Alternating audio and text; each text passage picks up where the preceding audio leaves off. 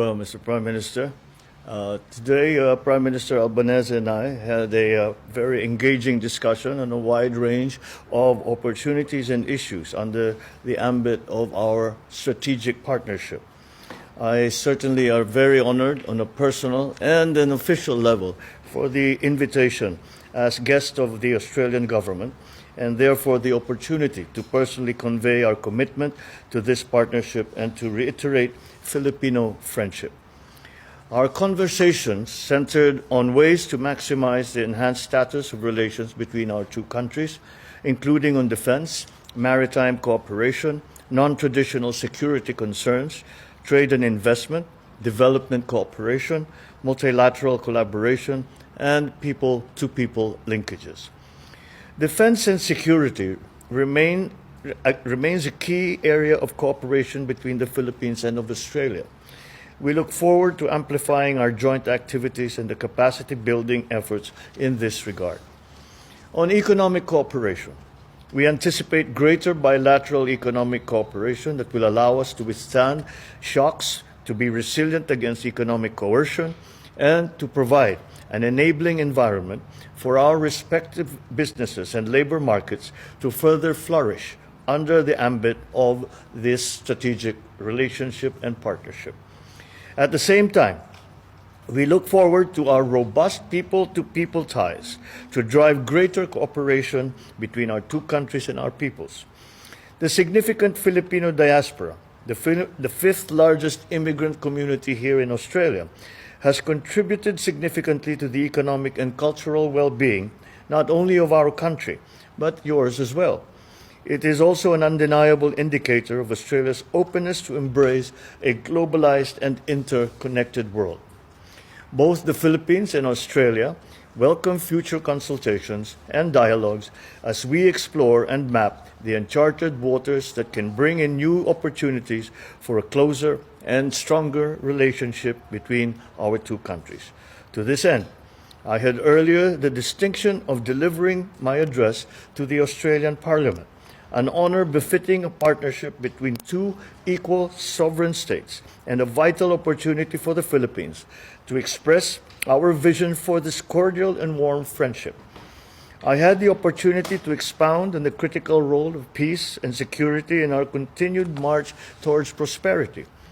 And as mentioned in my speech and as discussed with the Prime Minister, both Philippines and Australia emphasized the importance of observing and promoting the rules-based order governed by international law and informed by the principles of equity and of justice. Stability in the Indo-Pacific region is of utmost priority for both our countries. The Philippines recognizes Australia's indisputable role as a regional stabilizer.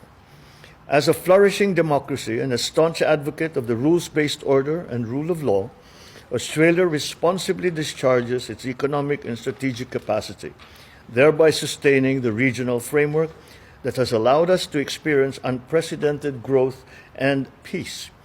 The Philippines fully adheres to the same set of values, making our two countries natural partners in the region.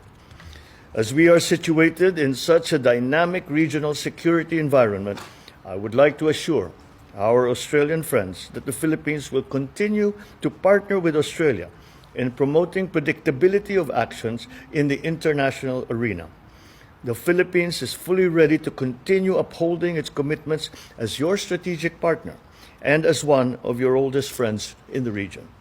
In the same vein, we recognize Australia's steadfast commitment to positive engagement with the ASEAN region, and we wish Australia success in its upcoming hosting of the Special Summit to commemorate the 50th anniversary of ASEAN-Australia dialogue relations.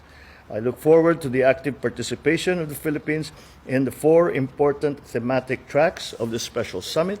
The three agreements exchanged today shall enhance information sharing, capability building, and interoperability between our relevant government agencies in the maritime domain and maritime environment, cyber and critical technology, and competition law. The three agreements add to more than 120 agreements that our two countries have signed through the decades. And these are in various fields, including defense, cooperation, air services, education, research, scientific and cultural cooperation, amongst others. The Prime Minister and I both agreed to continue to look for ways and to explore every option possible to bring our countries closer than ever, and collectively, with optimism and a hopeful outlook, to be a force for good, unity, stability, and prosperity in our region. Thank you. Thanks very much. Thank you, Mr. President. Thank you. Thank you. Thank you. Right.